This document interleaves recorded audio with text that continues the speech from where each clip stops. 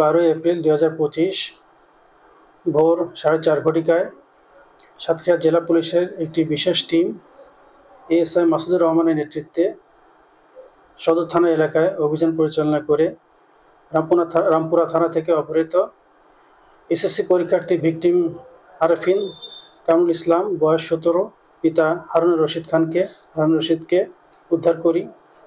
উল্লেখ্য, ভিকটিম আরফিন কামরুল ইসলাম গত 10 এপ্রিল 2025 রামপুরা থানা এলাকা থেকে বন্ধুর বাসা থেকে বাসায় আসার পথে নিখোঁজ হন। এ বিষয়ে রামপুরা থানাতে একটি জিডি রুজু হয়েছে। ভিকটিমকে রামপুরা থানা পুলিশের কাছে হস্তান্তর করা হবে। এই বিষয়ে আইনি ব্যবস্থা প্রক্রিয়াধীন।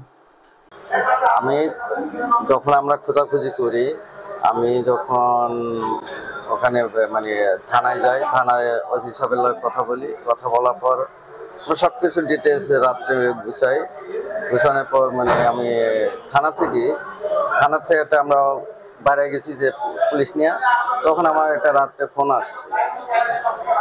আসছে যে আপনার কামরুল কি হয়? আমার ছেলে হয়। আমি বললাম যে আমার ছেলে হয়।